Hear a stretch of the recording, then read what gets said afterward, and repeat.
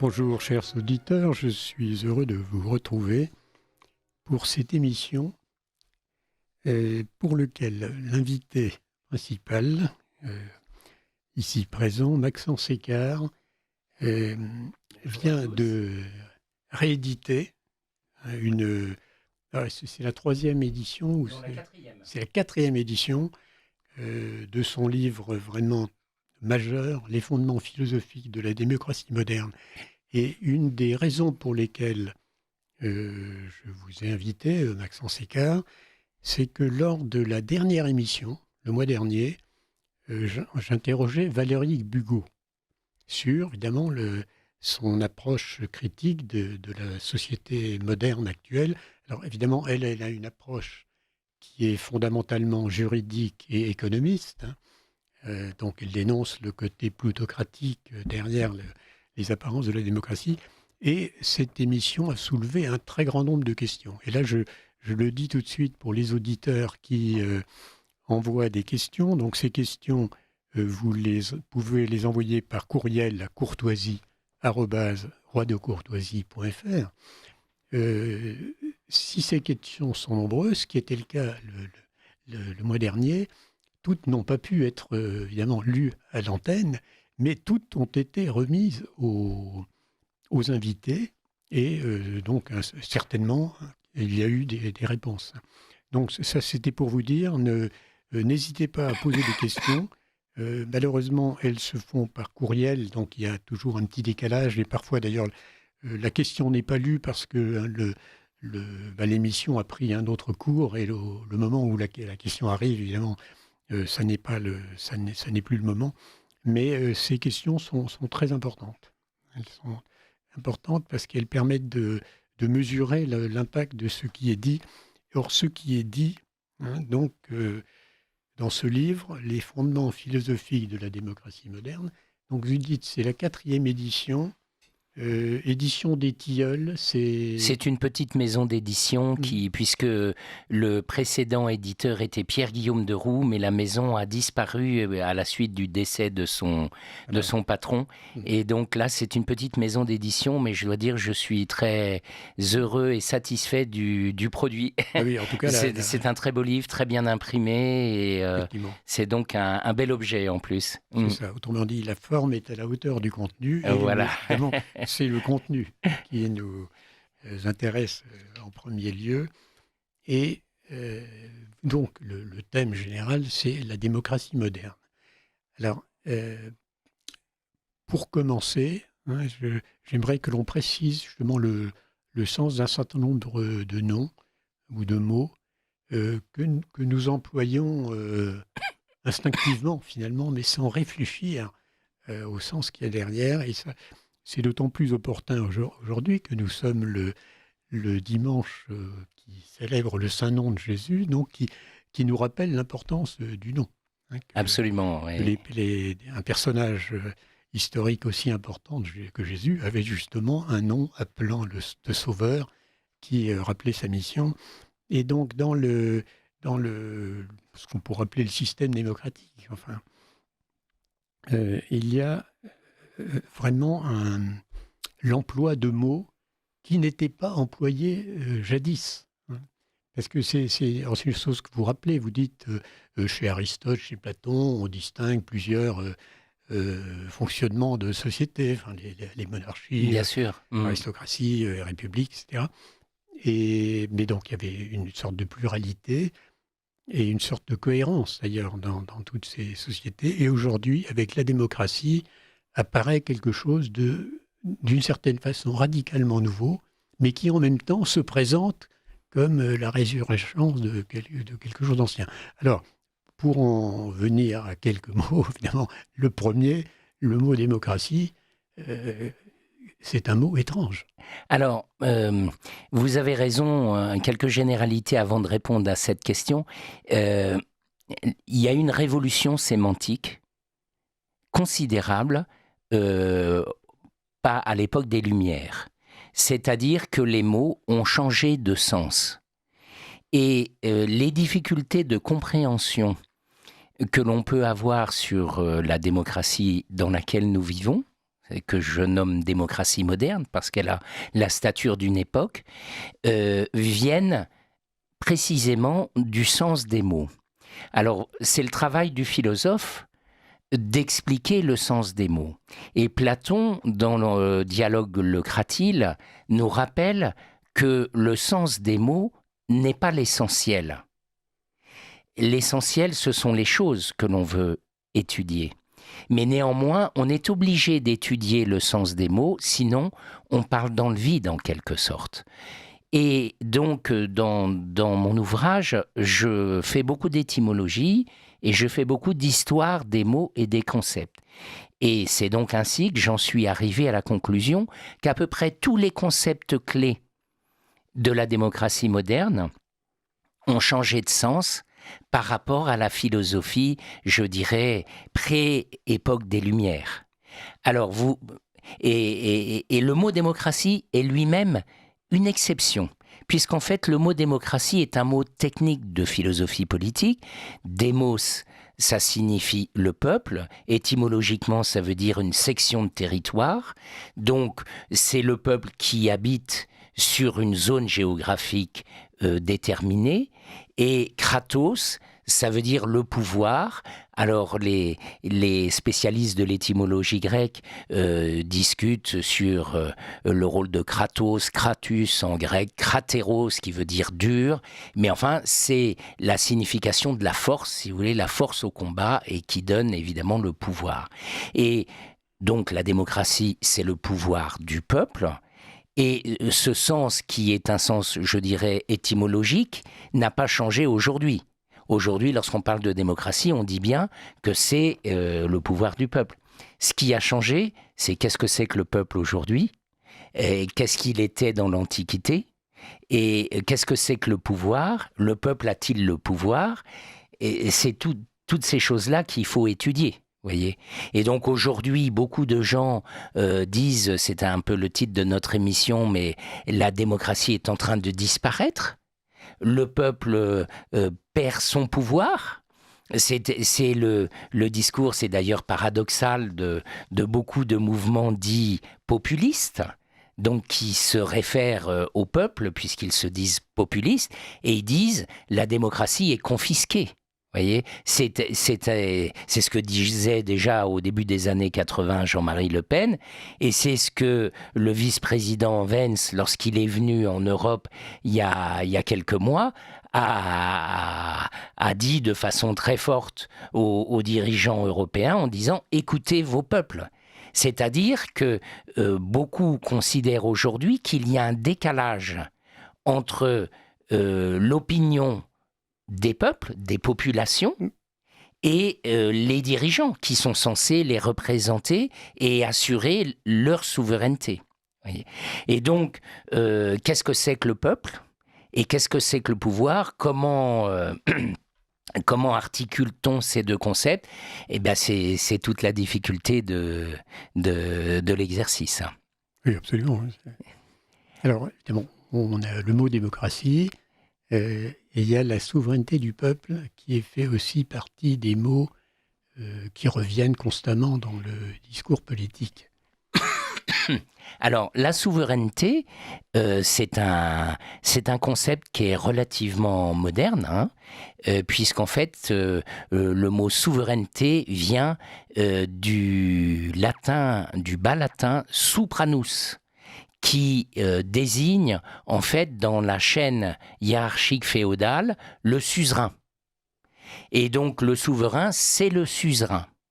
Mais le concept de souveraineté n'existait pas vraiment en soi au Moyen-Âge, parce qu'au Moyen-Âge, personne n'était souverain. Le roi lui-même n'était pas souverain.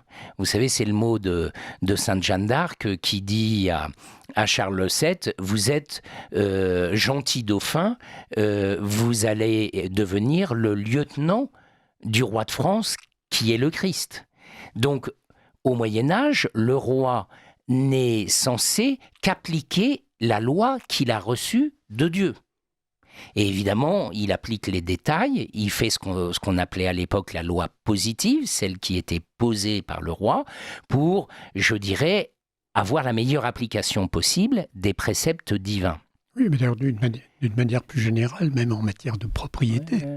Finalement, avec la féodalité, personne n'était propriétaire de son fief au sens où l'est le propriétaire actuel qui a Absolument, le droit d'user et d'abuser. Le mot propriété a énormément varié de sens, et le sens actuel qui est lié à l'individualisme de la société moderne, qui fait que les hommes vivent pour eux-mêmes et pour personne d'autre, considère que la propriété est entière.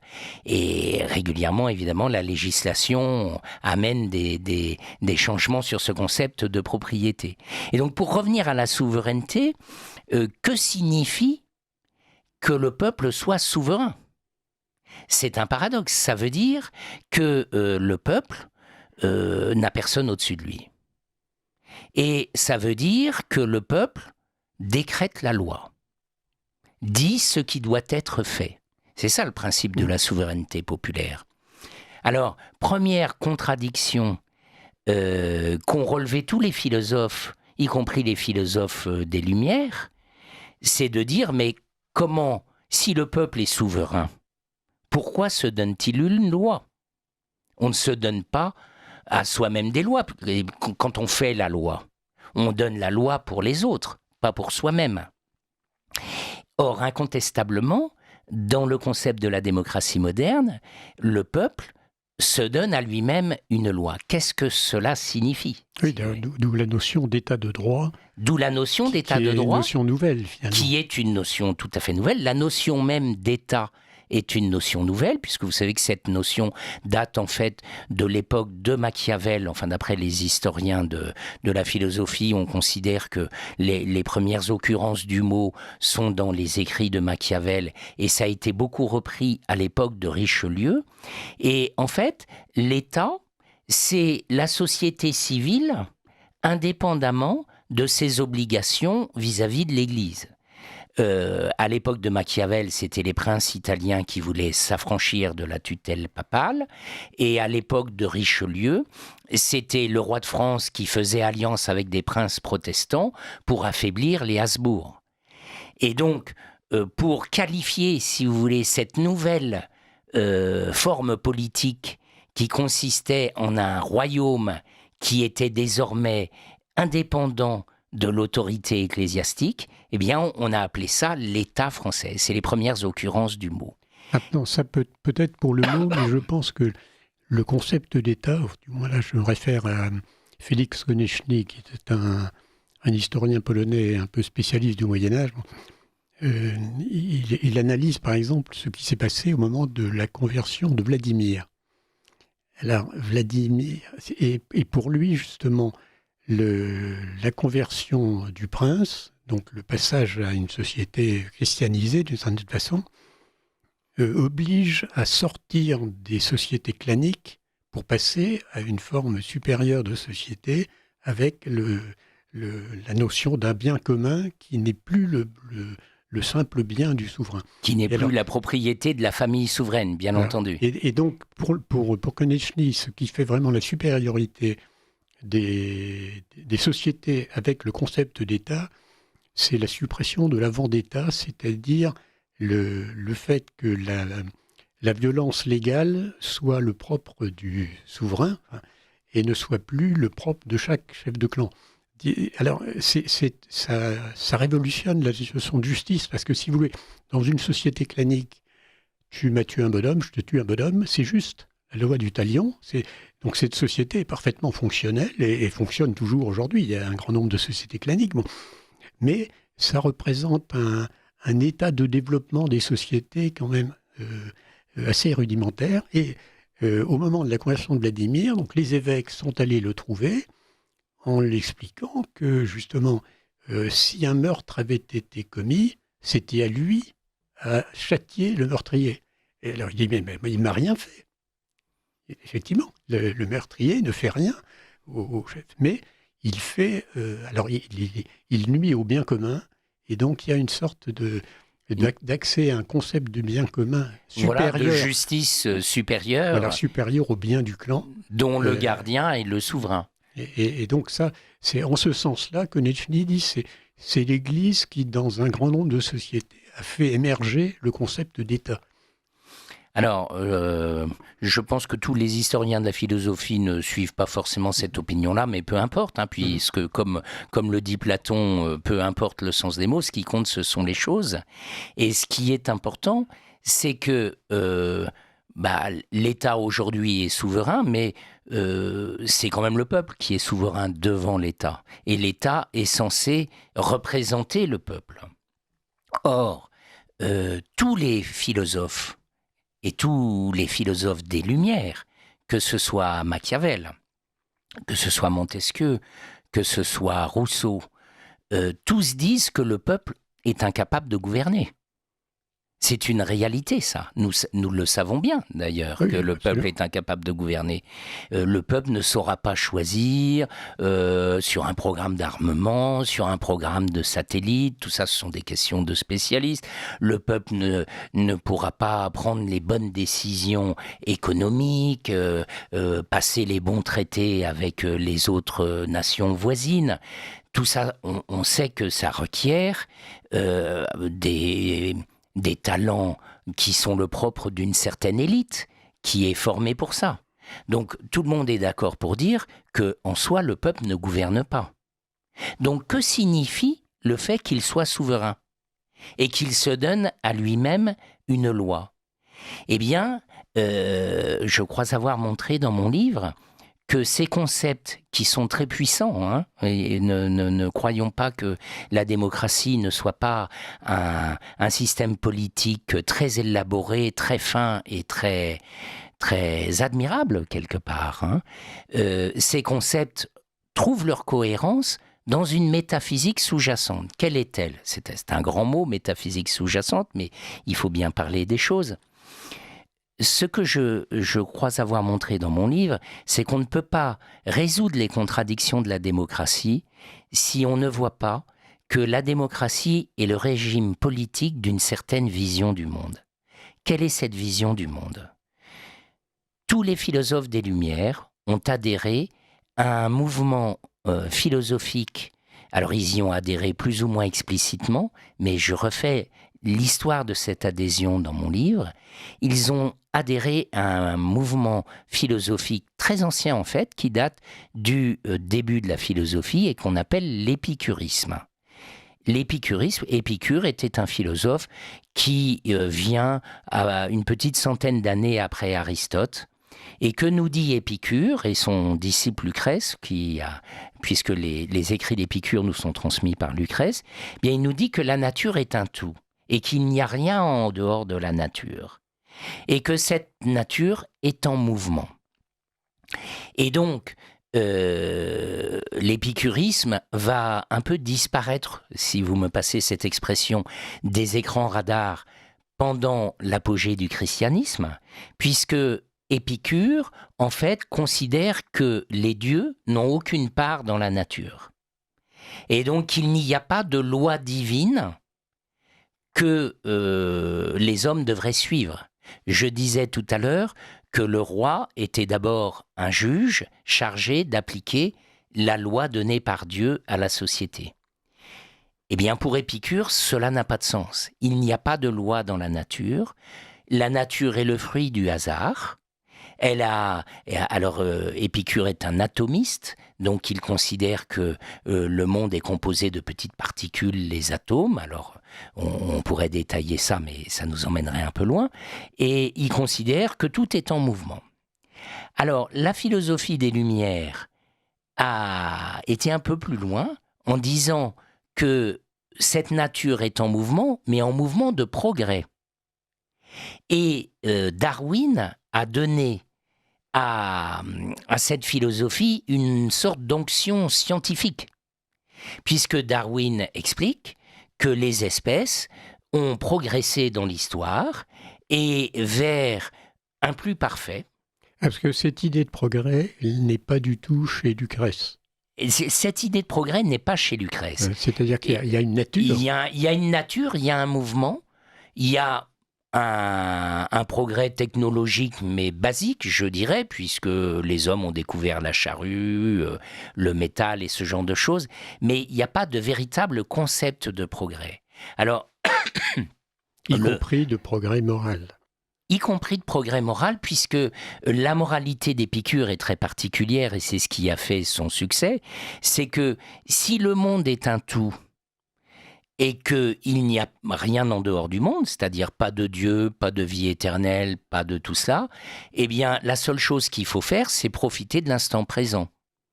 Et donc, je ne dis pas que les épicuriens sont tous des débauchés, mais l'épicurien, c'est celui qui profite de la vie. Carpe diem. Carpe diem. Et c'est donc tout à fait cette philosophie de dire « je profite de la vie ». Et donc, puisque demain, je serai mort et je disparaîtrai, mes atomes retourneront à la terre et mon âme, pour Épicure, l'âme n'est pas distincte du corps. Il ne croit pas à la distinction entre la matière et l'esprit. Pour lui, pour Épicure, l'âme, ce sont les atomes les plus fins qu'il y a dans notre corps et qui se promènent au travers de la chaleur dans tout notre corps. Voyez ? Oui. En ce sens, c'est exactement la vision moderne du monde. Mais précisément.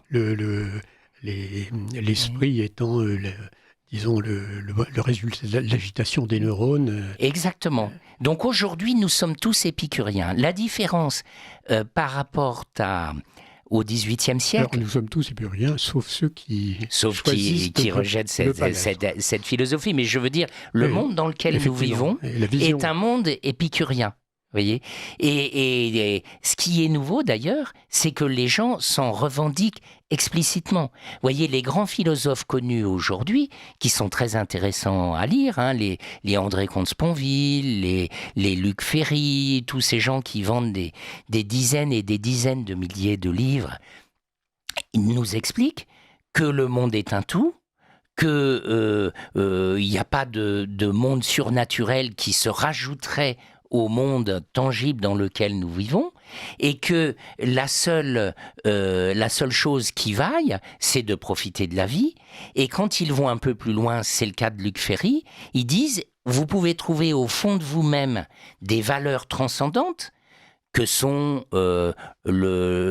l'amitié, l'amour, la recherche de faire du bien autour de vous, mais ce sont des choses que vous allez trouver dans votre cœur à vous. Il appelle ça des valeurs transcendantes, mais ça reste à l'intérieur de ce monde, voyez. Et donc, Luc Ferry est un kantien, et Kantien a adhéré Kant a adhéré à la philosophie d'Épicure. C'est quelque chose de peu connu, mais dans son Traité du ciel, qui est l'un de ses premiers ouvrages, qu'il fera rééditer à la fin de sa vie, il a une vision cosmologique tout à fait conforme à la vision d'Épicure. Il le dit. D'ailleurs, il croyait aux extraterrestres, par exemple. Il pensait que toutes les planètes du système solaire étaient habitées. Et il disait, plus les planètes sont éloignées du Soleil, plus les habitants sont évolués et plus elles sont proches du Soleil, plus ils sont rustiques. Donc ils pensaient que sur Vénus, les gens étaient des singes et puis sur Saturne, ils étaient tous intelligents comme Newton. Il le dit explicitement, si vous voulez, c'est tout à fait amusant. Oui, je crois qu'il était prêt à parier toute sa fortune que les planètes étaient habitées. Donc c'était vraiment quelque chose de très puissant dans sa vision du monde. Voilà, dans sa vision du monde. Alors, pour revenir à la souveraineté populaire, si les hommes sont en fait des animaux améliorés par le progrès, qu'ils ont une certaine conscience qui leur est arrivée, mais qui est une évolution de leur cerveau, quelque part, et qui sont en chemin sur un progrès qui devient en quelque sorte moral, puisqu'ils vont exprimer de leur cœur ces valeurs transcendantes, eh bien, la société civile, qui se noue par le contrat social, devient le lieu même de ce progrès. Puisque l'évolution physique des individus est très très lente, on le sait. Par contre, l'évolution de la société, l'évolution collective en quelque sorte, est beaucoup plus rapide. Et donc la philosophie des Lumières nous explique que eh bien, les hommes, le progrès des hommes est désormais un progrès social. Et alors, c'est là, pour revenir à la souveraineté, que l'on comprend que le peuple, bien qu'incapable de gouverner, est souverain en ce sens qu'il va se doter de lois qui, dans ce processus de progrès, de devenir de l'espèce humaine, vont constituer un instant de stabilité pour permettre au progrès de la société d'aboutir, si vous voulez. Oui, c'est-à-dire évidemment, il faut une constitution pour guider les lois, mais on voit que tous les 3 ans, tous les 4 ans, la loi évolue. On change la constitution parce que, effectivement, d'une certaine façon, il faut s'adopter à une société meilleure. Donc là, on est vraiment dans le mythe du progrès, parce que pour Condorcet, par exemple, un moment viendrait où faire le mal serait physiquement impossible. Physiquement impossible. Et d'ailleurs, Condorcet, qui est donc le premier théoricien du progrès dans l'histoire, explique qu'on va vers une société idéale où les hommes deviendront éternels grâce au progrès de la science et de la médecine, c'est-à-dire on arrivera presque à abolir la mort et la maladie. Et donc cette perspective évolutionniste, oui, évidemment, là, on est en plein dedans. On est en plein dedans, si vous voulez. C'est cette perspective évolutionniste qui donne sa logique, leur logique, je dirais, à tous les concepts de la démocratie moderne. Au concept de souveraineté, au concept de peuple, comme multitude qui a pris conscience d'elle-même pour assurer son propre progrès par la loi, puisque, et ça, Kant et Hegel en parle avec brio, le moteur du progrès, c'est la liberté. Et la liberté ne peut s'exprimer que par l'égalité.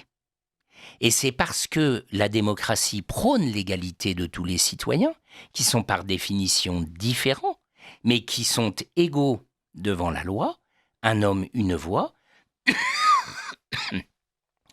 C'est grâce à cette égalité que la liberté des individus peut faire progresser l'espèce, si vous voulez. C'est cela le cœur de la démocratie. Et vous voyez que c'est extrêmement puissant comme concept. Alors, est-ce que c'est vrai ? Est-ce qu'aujourd'hui, nos concitoyens considèrent qu'ils sont dans un monde qui est bien meilleur que celui d'il y a 300 ou 400 ans ? Chacun a la réponse à cette question. Il y a évidemment on a parlé de Darwin tout à l'heure, que d'une certaine façon, l'évolutionnisme, c'est la projection sur la nature du mythe du progrès. Le mythe du progrès chez Condorcet, c'est l'espèce humaine, c'est l'individu, la moralité, la société, mais pas la nature, et tandis que à partir de Darwin et à partir de Spencer d'ailleurs, plus encore que Darwin, on a cette espèce d'extension du mythe du progrès à toute la réalité physiologique, à la nature au sens large.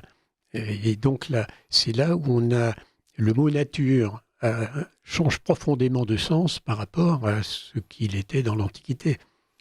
Alors, vous avez tout à fait raison, puisque donc je développe dans mon livre une analyse complète du concept de nature, qui est un concept qui est très travaillé par Platon, par Aristote et par les scolastiques. Mais grosso modo, autrefois, j'allais dire dans le monde pré-philosophie des Lumières, la nature, c'était une réalité qui avait un ordre, et cet ordre avait été donné par une divinité, par un dieu extérieur à ce monde. Or, aujourd'hui, la nature, pour nos contemporains, dans le monde moderne, c'est certes la réalité dans laquelle nous vivons, et nous avons vu que depuis Épicure, on sait que cette nature est un tout, et il n'y aurait, d'après Épicure, que ce tout, il n'y aurait rien d'autre à l'extérieur, mais ce tout n'a pas d'ordre. Ce tout évolue, il est en mouvement, on nous explique que c'est en progrès, mais dans la philosophie des Lumières, c'est pas tellement argumenté en réalité. Il n'a pas d'ordre, il a des déterminations. Parce qu'il y a des lois, les lois scientifiques, le lieu naturel des graves et le bas. Alors, ça se formule autrement aujourd'hui avec la loi de Newton, mais l'idée est la même. Alors, les philosophes, plutôt que détermination, parlent de nécessité. Vous voyez, c'est le mot de Jacques Monod, hein, où on dit « ce monde est le fruit du hasard et de la nécessité ». Et de fait, il y a une nécessité dans le monde, c'est-à-dire que la réalité est tangible. Les atomes sont ce qu'ils sont, il y a des règles physiques, mais il n'empêche qu'il y a aussi... Alors, certains philosophes sont allés à un pur déterminisme, mais ce déterminisme ne correspond pas à la réalité que nous vivons. Nous savons que les choses parfois changent, qu'il y a des choix à faire, qu'il y a des décisions à prendre. C'est notre vie quotidienne, c'est ce que dit saint Thomas d'Aquin. Il dit, pour expliquer que la liberté existe, il suffit de voir la vie des hommes, qu'on doit prendre des décisions, qu'on a des choix à prendre, des chemins à prendre. Donc la liberté existe. Il y a dans le monde un mouvement, une liberté, mais il y a aussi une nécessité, évidemment. Il y a des contraintes qui peuvent être des contraintes physiques, qui peuvent être des contraintes sociales, qui peuvent être des contraintes morales. Alors, quelle morale, c'est une grande question. Et pour les philosophes des Lumières, la morale est celle que l'on se donne à nous-mêmes, justement. Et là encore, c'est un autre aspect de la souveraineté populaire. La seule morale qui vaille, c'est celle que décide le peuple pour lui. Donc, si au XIXe siècle, l'homosexualité était interdite par la loi, elle est autorisée désormais, c'est un progrès de l'humanité. Voyez ? Et donc, il n'est pas contradictoire que la loi change dans une perspective démocratique. Oui, parce que les hommes changent, et donc la loi n'est que le reflet de l'état de l'évolution humaine à un moment donné. Oui, la nature a changé. D'ailleurs, c'est un exemple que j'avais donné à ce micro il y a quelques mois sur les lois du mariage. Cléopâtre est venue à Rome parce qu'elle voulait épouser César. Et il ne manquait pas de sénateurs qui auraient bien voulu faire plaisir à César, etc. Mais malgré tout, le Sénat ne s'est pas considéré comme en état de changer les lois du mariage parce que pour lui, ça ne représentait... Le Sénat était en état de déclarer la guerre, de lever des impôts, etc. Mais le Sénat n'avait rien à dire. Il n'était pas souverain. Sur les lois du mariage, parce que ça relevait d'autres entités de la société romaine. Qui est, bon. Or, aujourd'hui, on voit des assemblées de parlementaires qui sont élus pour toute autre chose, s'estimer capables de fixer des points de fonctionnement sociétal majeurs. Alors ça c'est vraiment... Mais parce qu'il n'y a plus de vérité objective, il n'y a plus d'ordre intangible, comme il pouvait y en avoir. Et vous avez toute cette mécanique des droits de l'homme, qui est très puissante en elle-même, et vous savez que les droits de l'homme sont tous contradictoires les uns avec les autres. Le droit à l'intimité est contradictoire avec le droit à l'information. Le droit à la vie est contradictoire avec le droit à l'avortement. Le droit, enfin, vous voyez, il y a 1000 exemples qui ont été relevés. Le droit des peuples à disposer d'eux-mêmes, et le devoir d'ingérence. Donc il y a de multiples contradictions. Mais en fait, c'est pas gênant dans la théorie démocratique, parce que la contradiction est motrice. C'est ce que nous dit Hegel. Hegel nous explique que c'est par ces contradictions où la liberté s'exprime que l'on fait avancer le schmilblick, qu'on fait avancer les choses. Voyez ? Et donc, le progrès de l'humanité passe par ses propres contradictions. Voyez ? Et donc, la démocratie avance au travers de contradictions, et ça ne dérange aucun démocrate, si vous voulez. Alors, un petit point d'histoire, parce que malgré tout, même si cette démocratie, vous dites c'est la démocratie moderne, c'est une réalité moderne, constamment, elle se réfère à un miracle qui aurait eu lieu à Athènes jadis, qui aurait été la réalisation de la démocratie athénienne.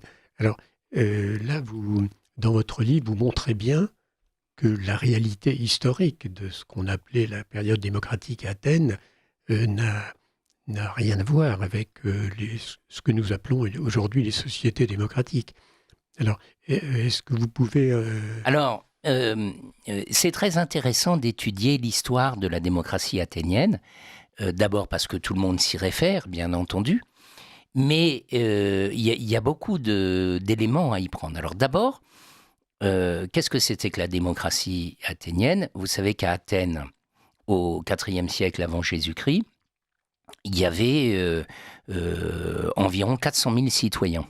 Hein, il y a un recensement qui a eu lieu par Démétrius de Phalère et qui évalue à peu près 400 000 personnes, les habitants d'Athènes. Mais dans ces 400 000 citoyens, enfin 400 000 habitants, il n'y avait que 21 000 citoyens grecs constituant le peuple. C'est-à-dire donc 5% de la population. Le reste, c'était des esclaves ou ce qu'on appelait des métèques. Les métèques, c'était les étrangers qui étaient admis à vivre dans la cité. Donc les 21 000 citoyens qui étaient les Grecs issus de familles anciennes de la partie athénienne, de la cité, si vous voulez, c'était donc un tout petit nombre. Et ils se réunissaient sur une colline qu'on appelait la Pnyx, qui est à côté de l'Acropole. Et ils se réunissaient régulièrement et ils décidaient des choses. Alors, l'histoire d'Athènes est extrêmement bien connue, en fait, hein, puisque Thucydide, Hérodote en parle, et de nombreux auteurs antiques la décrivent. Platon, Aristote étudient son fonctionnement. Et on a même retrouvé au XIXe siècle un ouvrage perdu d'Aristote qu'on ne connaissait que par des citations qui s'appelle « La Constitution d'Athènes » et où Aristote fait toute l'histoire de l'émergence de la démocratie athénienne. Et donc, cette histoire est parfaitement bien connue et vous avez, à l'époque moderne, des auteurs aussi sérieux que Jacqueline de Romilly ou Claude Mossé qui ont écrit cette histoire et donc il n'y a pas de contestation là-dessus. Parce que si je me réfère à ce que je lis dans votre livre, cette démocratie a bien fonctionné parce que Périclès était là. C'est-à-dire qu'il y avait beaucoup de... Tout le monde prenait la parole pour dire tout ce qui lui passait par la tête. Enfin, c'était aussi le règne des sophistes.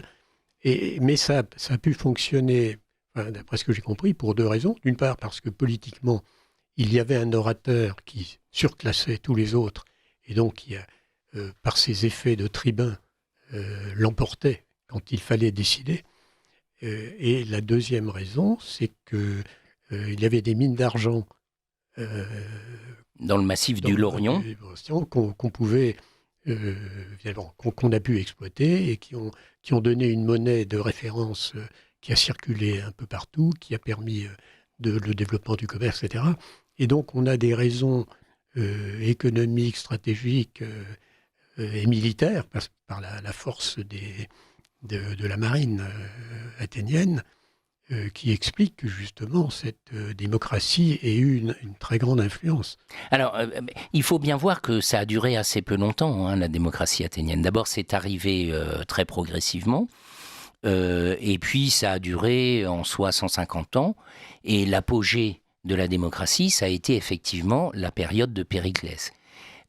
Périclès était un grand aristocrate extrêmement riche, c'est l'une des personnes les plus riches d'Athènes, et donc, il gagnait les cœurs non seulement parce que c'était un très grand orateur, et c'était aussi un homme un très fin politique, mais aussi parce qu'il a su utiliser la richesse d'Athènes pour, j'allais dire, acheter en quelque sorte les votes pendant 30 ans. Alors, d'où venait cette richesse ?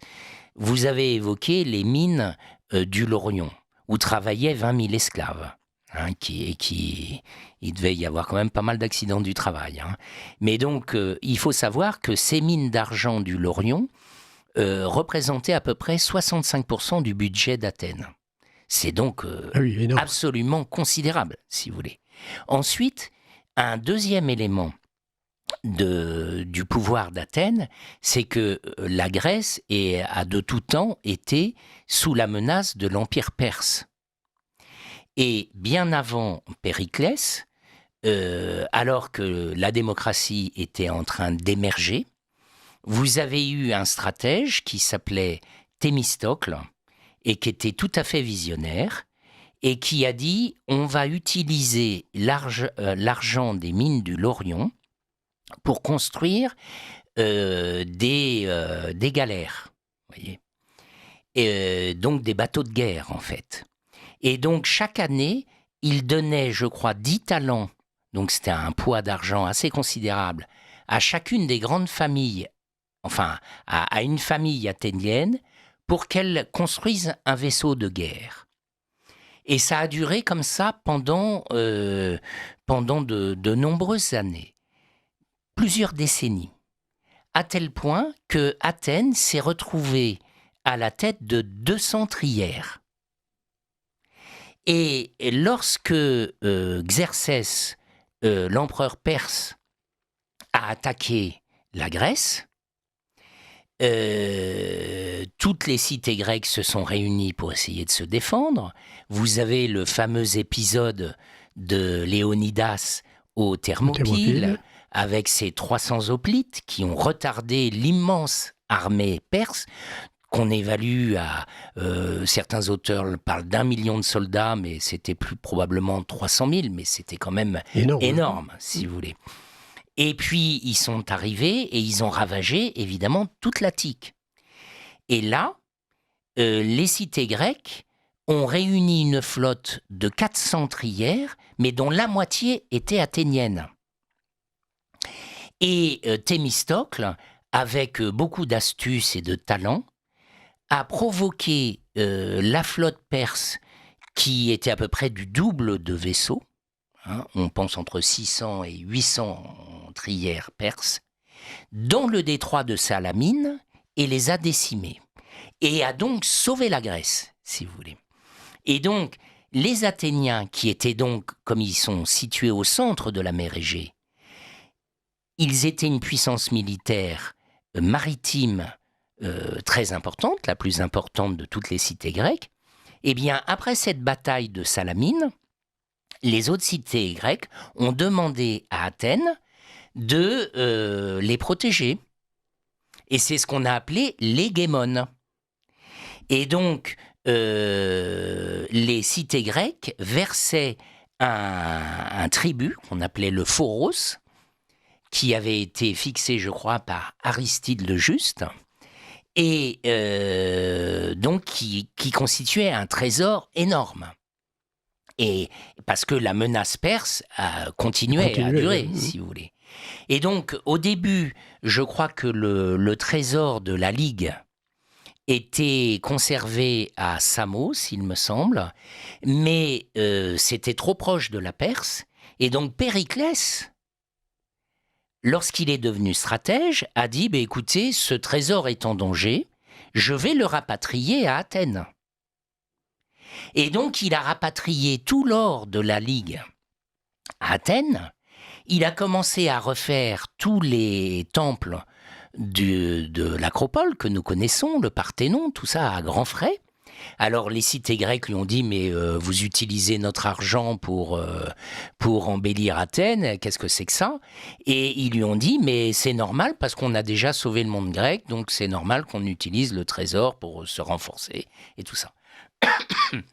Il a organisé un port international à Athènes avec ce qu'on appelait les longs murs, qui étaient des sortes de fortifications qui allaient de la ville qui était dans les terres jusqu'au port du Pirée, avec un arsenal très important. Et Athènes est devenue, si vous voulez, le centre du commerce international de la mer Égée, avec évidemment des rentrées fiscales qui tout ça profitait à Athènes. Et donc, les autres cités grecques étaient malheureuses et ont commencé à se plaindre. Ça donnera la guerre du Péloponnèse qui s'achèvera par la défaite d'Athènes et la démocratie sera enterrée, si vous voulez. Alors vous faites justement dans le livre une comparaison entre ce qui s'est passé avec l'hégémone athénien et après la Deuxième Guerre mondiale, ce qui s'est passé avec l'hégémon américain imposant le dollar, qui était aussi une façon de prélever indirectement des ressources sur l'ensemble des autres pays, etc. Alors, et qui a, de fait, imposé la démocratie un peu partout. Absolument. Et donc, le parallèle est tout à fait frappant, puisque Athènes a imposé par la force l'hégémon pendant de nombreuses années. Il y avait 10 000 hoplites athéniens qui étaient répartis dans les cités grecques, avec parfois un gouverneur athénien, pour les obliger à payer le phoros, si vous voulez, le tribut. Et ensuite, la puissance monétaire que leur donnaient les mines d'argent du Laurion faisait que la monnaie athénienne est devenue une monnaie internationale, qui était utilisée dans toutes les transactions commerciales de par le monde. Et Athènes a cherché à répandre son système politique de faveur, qui était le système démocratique. Donc il y a eu des démocraties à Mégare, à Thèbes, à Samos, mais qui n'ont pas laissé de grandes marques dans l'histoire, si vous voulez. Et de fait, toutes ces richesses de la mer Égée sont arrivées à Athènes. De la même manière que, après la chute d'Hitler et de Berlin, les États-Unis ont imposé à la fois leur système démocratique dans le monde entier, et aujourd'hui le monde entier s'y est rallié, puisque je vous rappelle que les derniers États récalcitrants, le Népal, le Bhoutan, se sont dotés de constitutions démocratiques en 2008. Et le dollar est devenu la monnaie de référence. Il y a peut-être un cas intéressant avec le Japon, puisque je crois que MacArthur a fait en sorte de préserver l'empereur japonais, alors que le plan était de le supprimer. L'empereur, et que peut-être la vraie raison de la manière dont MacArthur a été écarté d'un certain nombre de commandements après la guerre s'explique justement par son... Mais je suis convaincu que MacArthur était un bon démocrate, puisque la forme la plus élaborée de la démocratie, c'est la monarchie constitutionnelle, si vous voulez. Beaucoup de démocrates considèrent, et notamment chez nous en France, que le fait d'avoir un roi, c'est vraiment le contraire de la démocratie. Mais les Anglais et les Espagnols nous montrent que les choses sont parfaitement compatibles dans l'idéologie démocratique, que le roi n'est là que pour symboliser la nation, et éventuellement pour porter la voix du peuple, c'est ce que nous dit Hobbes. Et d'ailleurs, il est remarquable que tous les grands penseurs de la République, du régime républicain, qui aujourd'hui est synonyme de la démocratie, mais ça n'a pas toujours été le cas, eh bien, je pense à Hobbes, je pense à Rousseau, je pense à Kant, je pense à Hegel. Tous ces grands philosophes de la modernité, ces grands philosophes des Lumières, étaient hostiles à la démocratie. Mais c'est parce que pour eux, la démocratie, c'était la démocratie directe. Et ils disaient, ça fonctionne jamais, la démocratie directe. Rousseau nous dit, la démocratie, ça ne peut fonctionner que dans les toutes petites villes. Voilà, ou un canton suisse. Ou en Suisse, dans des choses comme ça. Mais ce qui compte, c'est la République. Et donc aujourd'hui, les monarchies constitutionnelles nous montrent que l'idéologie démocratique est parfaitement compatible avec un régime monarchique, si vous voulez. Et là encore, ça illustre ce que nous disions en début d'émission sur le changement d'essence des mots. Puisqu'aujourd'hui, quand on parle de monarchie en Angleterre, ça n'a plus rien à voir avec Saint-Édouard le Confesseur, qui se considérait comme devant uniquement appliquer la loi reçue de Dieu, si vous voulez. Et ce que fait Charles III, c'est autre chose. Et je dirais même que la monarchie constitutionnelle a cet avantage par rapport au régime républicain comme nous l'avons en France, d'être incarné, si vous voulez. Oui, c'est-à-dire d'avoir une famille qu'on peut photographier, filmer, on s'intéresse à leurs enfants, à leurs maladies, à leurs vacances, et c'est quelque chose qui parle beaucoup plus au peuple que de parler de la Constitution, de la Déclaration des droits de l'homme ou de ces choses-là, vous voyez. Oui, c'est plus humain, c'est plus une façon d'humaniser même l'État lui-même. Et donc aujourd'hui, ces monarchies, et juste préciser ça, c'est pour ça qu'aujourd'hui, dans ces monarchies traditionnelles, ces dynasties traditionnelles, tous les princes épousent des roturières pour renouveler par une union avec une femme du peuple une légitimité démocratique. Oui, effectivement, un auditeur alors, fait une allusion au livre de Bernanos, La France contre les robots, et il dit c'est dans ce livre que j'ai compris la différence entre État et nation. Alors l'État froid et prédateur et l'autre charnel. Mais effectivement, qui défendra la loi contre les usurpations de l'État? Et c'est vrai que dans les monarchies constitutionnelles dont vous parlez, d'une certaine façon, il y a toujours un recours. Il y a toujours la figure du roi qui est vivant. Comme le droit de grâce exactement, avec la présidence française. Mais là, il y a effectivement quelque chose qui manquera toujours à la pure démocratie comme nous l'avons dans la République française, même si, justement, la Ve République est censée être un régime présidentiel. Voilà, tout à fait. Et vous parlez, cet auditeur parle du concept de nation. Et voilà encore un mot dont le sens a complètement changé, puisque nation, c'est autrefois, c'était la famille élargie. C'était un concept ethnique d'un peuple sur une terre avec une langue. Or, aujourd'hui, le concept de nation que nous avons, c'est celui qu'a forgé Ernest Renan, qui dit la nation, c'est le vouloir vivre ensemble. Donc, c'est quelque chose qui évolue.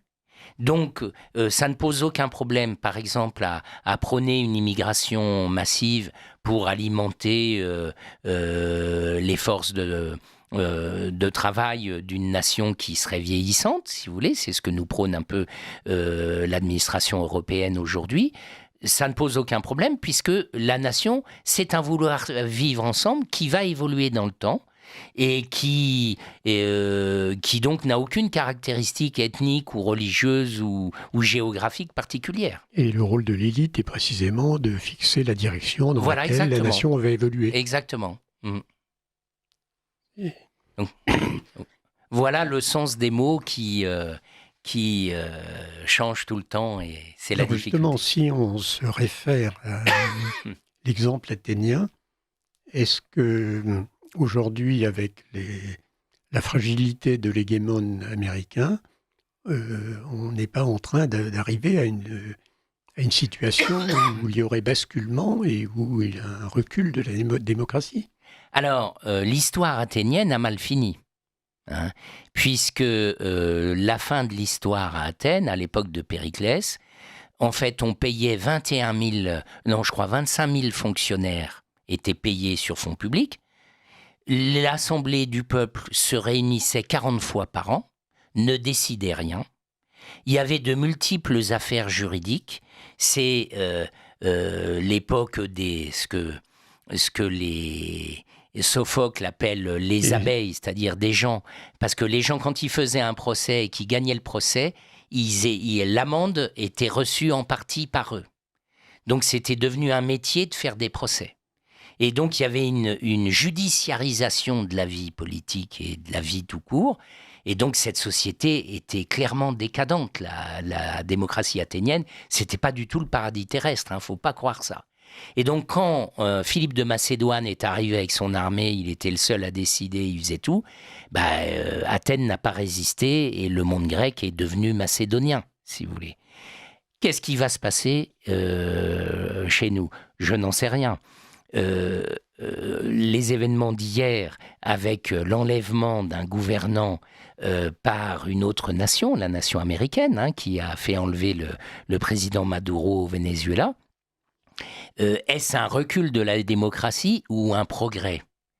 Alors, On peut argumenter les deux. On peut argumenter les deux, parce qu'on pourrait dire, bien, en fait, ça va directement contre l'état de droit. Et il méprise l'ordre international. Mais lui dira certainement qu'il s'agit au contraire de sauver la démocratie vénézuélienne et de rendre au peuple vénézuélien sa souveraineté, puisque Maduro, il l'accuse d'être un trafiquant de drogue. Donc, voyez, que deviendra la démocratie contemporaine ? Il est difficile de le dire.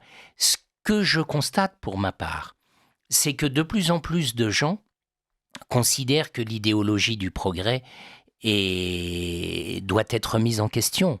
Beaucoup de gens disent que la société d'aujourd'hui n'est pas plus heureuse que celle d'hier, que la promesse du bonheur des Lumières n'a pas été tenue. C'est ça peut-être qui fera changer les choses. Oui, donc effectivement, il y a un point d'interrogation sur la démocratie. On sait bien que la roche tarpéienne est proche du capital, mais enfin, je rappelle donc que vous venez d'éditer le livre, enfin de rééditer, mais c'est une édition augmentée, le livre Les fondements philosophiques de la démocratie moderne, dans lequel vous développez, parce que ça le mérite, tous ces arguments dont vous nous avez entretenus aujourd'hui. Nous allons faire une petite pause musicale et nous nous retrouvons. Vous appréciez cette émission? Alors aidez Radio Courtoisie à en produire d'autres. Rendez-vous sur soutenir.radiocourtoisie.fr. Merci d'avance. Bonjour chers auditeurs, nous sommes donc au journal dominical Lumière de l'Espérance, dirigé aujourd'hui par Dominique Tassot, dont le thème était « Comprendre la démocratie moderne ». Et nous avons donc interrogé Maxence Écart, donc auteur du livre « Les fondements philosophiques de la démocratie moderne », donc livre important. Alors c'est quand même un gros livre, mais je peux, vu le temps que j'ai passé pour l'étudier, confirmer que c'est un livre très, très utile, qui fait énormément réfléchir, qui fait comprendre beaucoup de choses, et donc que l'on peut se procurer aux éditions des Tilleuls, mais donc tous les libraires par correspondance amis, évidemment, sauront le trouver, et normalement, un libraire capable de faire son métier, ça existe encore aujourd'hui, peut le trouver, puisqu'il y a un numéro ISBN. Enfin, donc, Maxence Écart, Les fondements philosophiques de la démocratie moderne, avec une préface de Pierre Magnard. Qui était grand professeur de métaphysique à la Sorbonne. Effectivement, à Paris 4. Alors, nous avons deux autres invités pour cette émission, à savoir le docteur Philippe de Geoffroy, qui est le rédacteur en chef des Cahiers Saint-Raphaël. Donc, il va nous parler des derniers cahiers. Et nous allons avoir en ligne Patrick Bonan, qui est le marcheur en chef du pèlerinage Fatima Moscou. Bon, d'accord. Donc, je vous prends déjà, Philippe de Geoffroy. Les Cahiers Saint-Raphaël, donc c'est une revue, je veux dire, très intéressante. Je la commente quand je peux, presque à chaque émission, enfin quand il y a une nouvelle parution. Est-ce que vous pouvez nous expliquer, au fond, la finalité de cette revue ? Oui, bonjour monsieur, et je vous remercie de me recevoir dans votre émission. Alors, les Cahiers Saint-Raphaël, c'est une revue trimestrielle qui existe depuis déjà 1982. La CIM, l'Association catholique d'infirmières et de médecins, avait été créée en 1982 par un groupe d'infirmières en région parisienne. Il y avait à l'époque d'autres activités, mais les premiers numéros de la revue datent de cette époque-là, et nous en sommes au numéro 161, je crois. Alors, c'est une revue qui traite de questions médicales, de questions bioéthiques. On fait un peu de la vulgarisation bioéthique pour les professionnels de santé et pour le grand public, et puis également de questions de société. Alors, cette revue, chaque numéro est constitué d'un dossier qui donne son nom au numéro.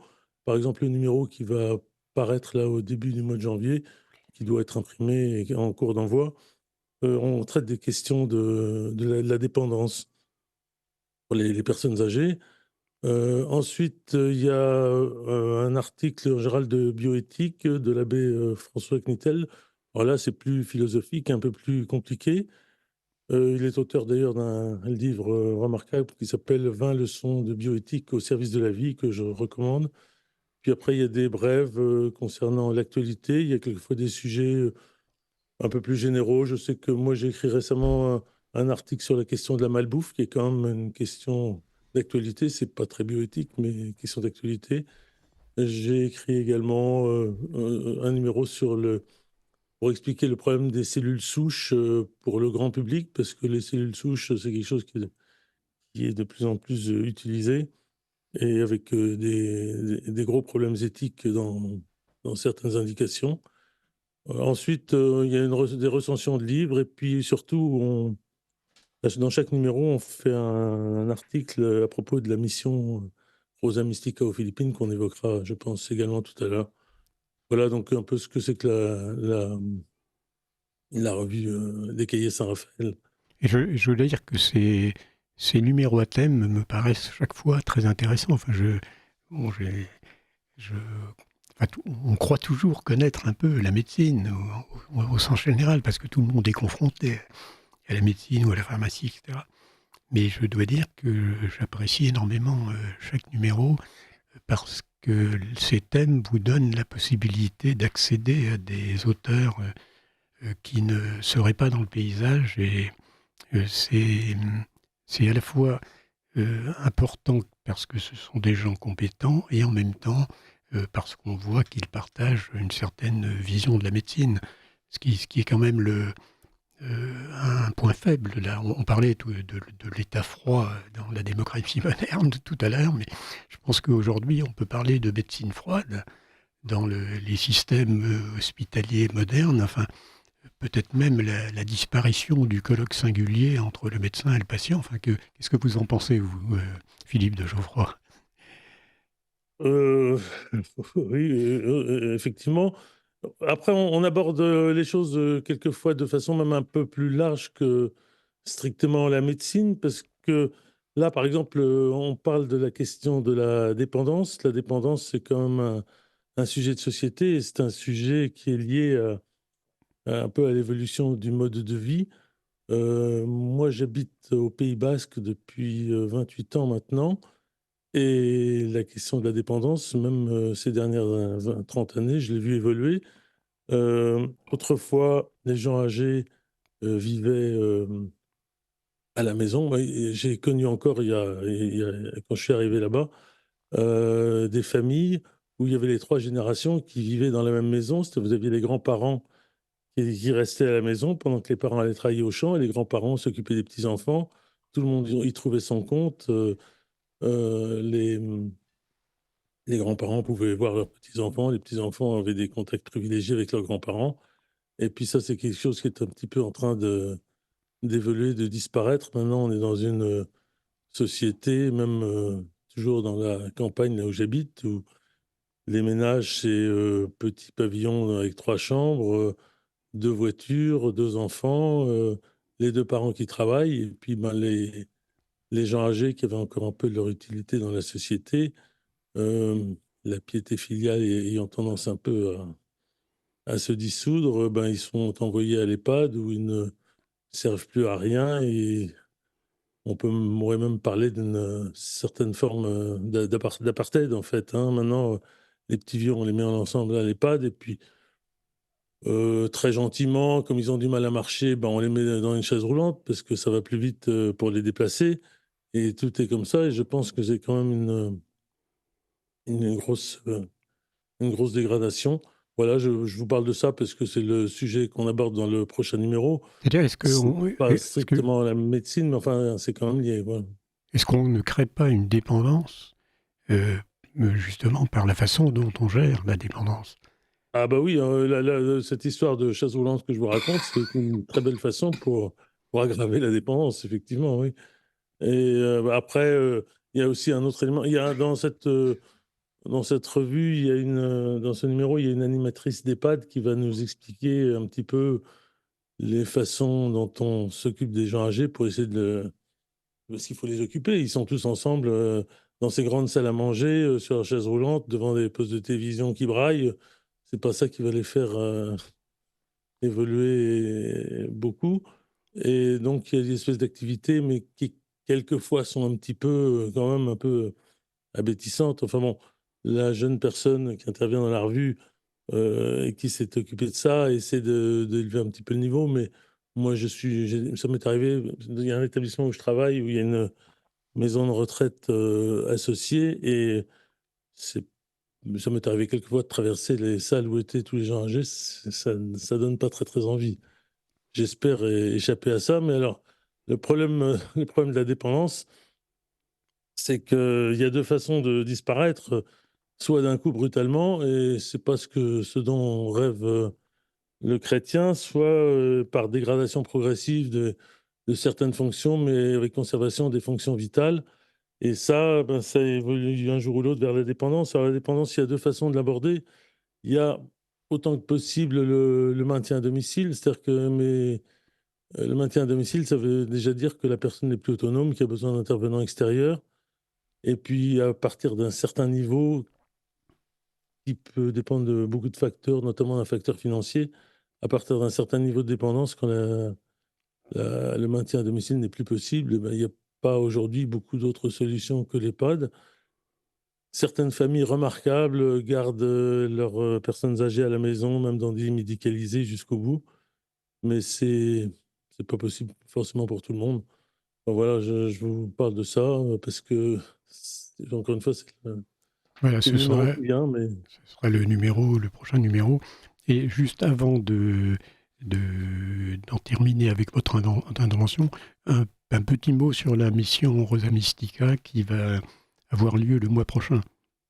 alors oui, la mission Rosa Mystica, ben, la mission Rosa Mystica, c'est une mission médicale et apostolique qui a lieu aux Philippines et qui avait été créée par mon prédécesseur pour l'ACIM et votre prédécesseur pour les missions en cours, qui était le docteur Jean-Pierre Dickès.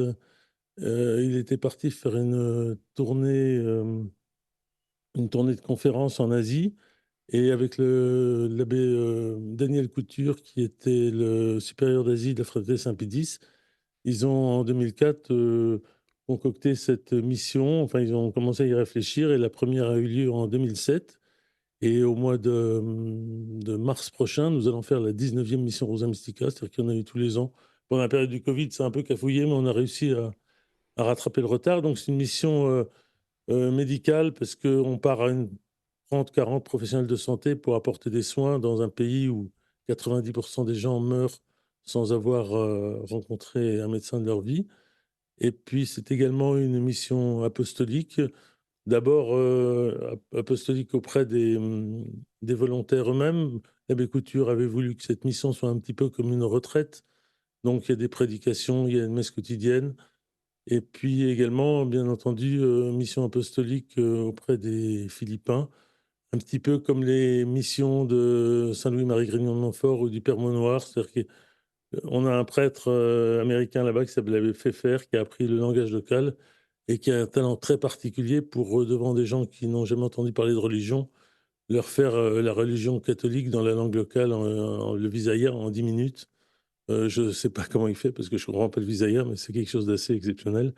Et il vit comme les Philippins, il vit très pauvrement comme eux, et c'est grâce à ça qu'il arrive à les toucher. Et Est-ce qu'il faut encore des volontaires là, pour cette non, mission? pour la prochaine mission, on est complet. Ce qu'on fait, c'est on récupère pas mal de lunettes. Les gens qui ont des lunettes de récupération, à condition que les corrections soient marquées, parce qu'il y en a une opticienne qui distribue des lunettes là-bas et qui réalise des petits miracles. Vous avez des gens qui n'ont rien vu pendant toute leur vie et qui doivent mettre une paire de lunettes et se mettent à voir la vie de façon beaucoup moins floue qu'avant. Et ça, c'est toujours des moments très, très émouvants. Et donc ces lunettes, on les envoie au siège de la CIM? Alors, on peut les envoyer au siège de la CIM ou alors on peut nous contacter. Il y a un site missionrosamystica.com qu'on peut trouver facilement avec Google. Et à ce moment, on peut nous contacter pour voir où les envoyer parce que le mieux, c'est de les envoyer en région parisienne parce que comme on part de Paris et qu'on remplit nos valises sur place, ça évite qu'elles circulent trop. Voilà, il y a les lunettes. Les médicaments, on récupère un peu moins parce que on a des valises qui ont des tailles limitées et les médicaments ne sont pas très très chers aux Philippines, donc on préfère emmener des dispositifs médicaux un peu chers. Moi, j'emmène des fils de suture, par exemple, parce que c'est assez onéreux là-bas, des lunettes, des choses comme ça, mais on récupère moins les médicaments. Voilà, écoutez, Voilà, merci docteur pour cette intervention, cette présentation du numéro des cahiers Saint-Raphaël, évidemment que j'aurai le plaisir de commenter quand il va sortir. Et je me tourne maintenant vers Winfried Burmeling, qui est dans le studio, qui est le président de l'UNEC et qui est Union des Nations de l'Europe chrétienne et qui est, je pense, à l'origine du pèlerinage Fatima-Moscou. Oui, on a organisé ce pèlerinage depuis 2021 et il s'est étalé pratiquement jusqu'à cette année qui se termine là, c'est-à-dire sur 5 ans. En partant de Fatima, à pied, en portant la grande statue de la Notre-Dame de Fatima, à travers 9 pays, en passant par la Scandinavie pour éviter un peu les zones délicates pour l'instant, Biélorussie, et en rentrant par la Suède, Finlande, Estonie, et puis tout droit jusqu'à Saint-Pétersbourg. Et de là, l'an dernier, nous sommes partis jusqu'à Moscou et même Kazan. Kazan qui est encore 800 km plus loin que Moscou, vers l'est. Voilà, Kazan qui est sur la Volga. Et qui est très connu tout un symbole, hein. en orthodoxie pour la célèbre icône de Kazan. Et eux, ils disent pas Notre-Dame, ils disent toujours Mère de Dieu. Hein, c'est donc l'icône de la Mère de Dieu de Kazan. Elle est vénérée pratiquement dans tous les foyers fidèles, pratiquants, orthodoxes, en toute la Russie, comme protectrice de la Russie. Et nous étions en préparation du pèlerinage de l'an dernier, et récemment encore, à l'ambassade russe à Paris. Et nous étions très bien reçus par le commissaire, eux ils s'appellent vice-président, vice-ministre de la Culture. Et en rentrant déjà, il nous disait, écoutez, je suis orthodoxe pratiquant, je comprends très bien ce que c'est un pèlerinage, je vous admire, alors parlons. Ça commençait comme ça, l'entretien. C'était vraiment très accueillant. Mais finalement, nous n'avons pas pu percer dans le milieu politique. Notre rêve, c'était un peu de remettre la statue à Vladimir Poutine, hein, ou au patriarche Kirill, hein, pour leur rappeler ce grand vœu, ce grand souhait de Notre-Dame de Fatima, que la Russie soit consacrée à son cœur immaculé. Elle a fait ça il y a 110 ans maintenant, mais le pape a effectivement fait cette démarche, le pape François, il y a 2 ans, le 25 mars 2023. Il a consacré la Russie, il a dit la Russie et l'Ukraine, bon, mais ça se rapproche quand même vraiment à ce que la Sainte Vierge a demandé. Il a consacré la Russie au cœur immaculé de Marie. Et cela devant une grande statue de Fatima à Rome, au Vatican. Donc, formellement, quelque chose a été vraiment fait dans le sens un peu tard, 110 ans plus tard, mais dans le sens de ce que la Sainte Vierge a demandé. Alors, par contre, nous, on a traversé la Russie. Alors Oui. justement que les contacts avec les gens, c'est ça qui... Oui, je laisse peut-être parler un peu Patrick notre Bonan. pèlerin. Oui, il est en ligne. Donc Patrick Bonan, marcheur en chef, donc vous avez fait la totalité du chemin. Voilà, oui. Ça représente quand même combien de kilomètres Entre 7 et 8 000, plutôt près de 8 000. Donc c'est quand même un grand pèlerinage. Bah, sur 5 ans, oui. Et donc, qu'est-ce que vous retirez justement des contacts avec les populations alors, parlons plutôt des populations en Russie. Oui, en Russie, on était très très bien accueillis. Franchement, c'est vraiment un peuple charmant. On n'a jamais eu vraiment de problème. Pourtant, ils n'ont pas de statues, donc des icônes, mais on a toujours été très très bien accueillis, que ce soit par les peuples, que ce soit par les gens, par les gens du peuple. Enfin, non. On a un peu de mal à rencontrer des politiciens de niveau assez élevé. C'est le seul problème qu'on a. Et par contre, les peuples de Russie sont très très bien accueillis. Franchement, c'est vraiment. J'ai envie d'y retourner tous les ans. Alors, quand vous dites bien accueillis, c'est y compris même sur le plan physique de l'hébergement. Enfin. Ah oui, bien sûr, oui, hébergement, même relation. Enfin, oui, on a toujours été accueillis, on a toujours pu loger un peu partout. Si on n'avait pas de logement dans les monastères, on était accueillis dans les monastères féminins surtout d'ailleurs, et aussi dans les. Après, on couchait des fois dans des motels sans trouver pas de logement, mais on n'a jamais eu de problème. Ouais. Mais alors, est-ce que le fait d'être catholique est perçu comment ? En fait, c'est d'abord le fait d'être français. Ils aiment beaucoup les Français. Ils font bien la différence entre nos gouvernants et puis le peuple. Et ils sont très très flattés que des Français viennent les voir. Et ensuite, après, au niveau religieux, on est très considérés comme des frères en fait. Ils font pas de. Enfin, franchement, on n'a pas été exclus des églises, etc. Oui, Winfried, vous vouliez dire quelque chose là. Alors, justement, bravo à celui qui vous a parlé. Ça, c'est notre grand pèlerin qui a fait vraiment tout le chemin, d'un bout à l'autre, tous les 8000 kilomètres, avec un autre grand pèlerin qui est Jean Lefric, qui a 82 ans, a commencé le pèlerinage et il a tout fait aussi. Mais à la fin, il marchait plus, il conduisait la voiture d'accompagnement, où l'on avait des bagages, etc. Et qui avait la mission de chercher le soir un hébergement. C'était ça la mission de la voiture d'accompagnement. Alors ces deux-là, ils étaient absolument admirables parce qu'il y avait quand même beaucoup d'obstacles. Déjà pour partir, on était confinés, je vous rappelle, et les frontières étaient fermées. Et on pouvait juste partir 20 minutes chercher une baguette. Et eux, ils ont dit, maintenant, on part. Il n'y a personne sur les routes, personne ne nous gênera. Et effectivement, ils sont passés par les frontières. Ils n'ont jamais vu un policier pendant le Covid. Tout le monde était planqué. La route était libre pour le grand pèlerinage Fatima Russie. Et là, c'était quel trajet pendant le Covid ? Alors, c'était surtout au début qu'il y avait le Covid. En 2021, oui. Voilà.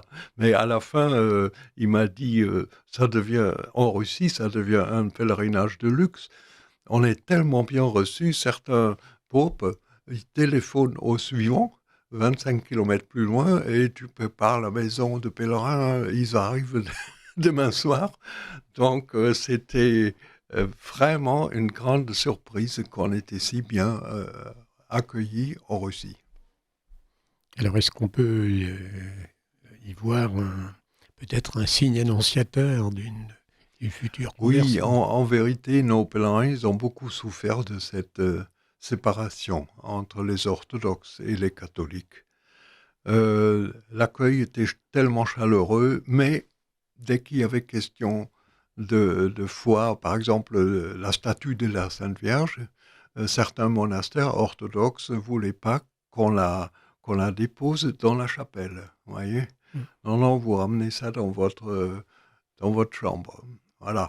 Et ça blesse. Oui. Et si l'on regarde de près, ça dure maintenant depuis 1054, le grand schisme entre l'Est et l'Ouest. Et 4 siècles plus tard, d'ailleurs, il y avait un concile pour réparer ça, où l'empereur de Byzance est venu et le patriarche et le pape a signé un accord avec eux qui s'appelait l'Etentuoceli, que les cieux se réjouissent. C'était l'union retrouvée, signée des deux côtés. C'était en attendez, 1439. Voilà, 4 siècles plus tard. Mais maintenant, ils sont rentrés et le peuple orthodoxe et surtout les prêtres locaux, ils n'ont pas accepté cet acte d'union. Ils ont dit vous êtes des lâches, etc. Et finalement, ça s'est perdu. Le concile, il a disparu comme ça. Et toute cette union, c'est reparti. Il faut la refaire. Oui, mais avec on sait très bien qu'à l'époque la dimension politique des Bien choses sûr, était tout très est importante. très mêlé, surtout à l'orthodoxie, qui eux n'ont pas de pape, Dieu le sait.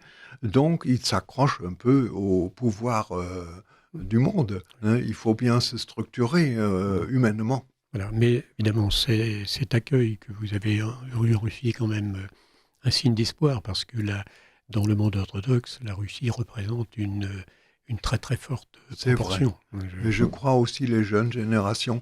Je suis un peu vraiment, vraiment triste de cette séparation. Maintenant, ça dure 6 siècles de nouveau, depuis ce concile de Florence, qu'on n'a pas eu une véritable approche d'union. Le pape pourrait parfaitement convoquer un concile d'union, en invitant les orthodoxes, les patriarches, etc. Les patriarches, il faut dire. Voilà. Mais donc, le Christ nous a dit « Soyez un comme je suis un avec le Père ». Mais ça fait 6 siècles qu'on ne veut pas écouter ce commandement. Voilà.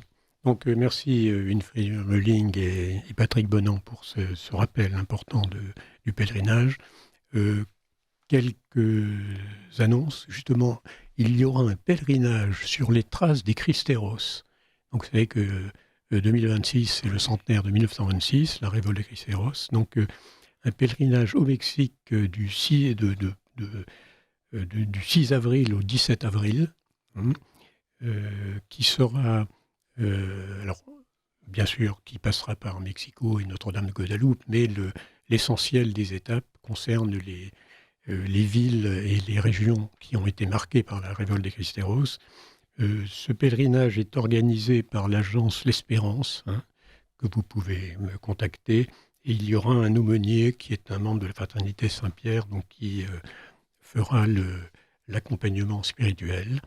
Et également, le 28 février 2026, vous avez la journée du CEP à Paris, dont le thème est justement 1926, un tournant pour le monde et pour l'Église, avec deux volets qui seront d'une part justement les Christéros et d'autre part la condamnation de l'Action française. Et nous aurons Yves Solis, qui est un professeur d'université au Mexique, qui viendra spécialement.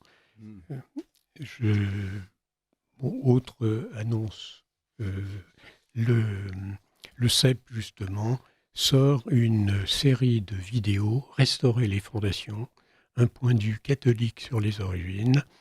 Alors c'est une série de 13 épisodes, ça représente 18 heures de vidéos. C'est évidemment, et là je fais une allusion au darwinisme, c'est évidemment restaurer les fondations, c'est-à-dire restaurer une société libérée du mythe darwinien. Voilà, donc nous arrivons au terme de cette émission. Bon dimanche à tous et nous nous revoyons dans un mois.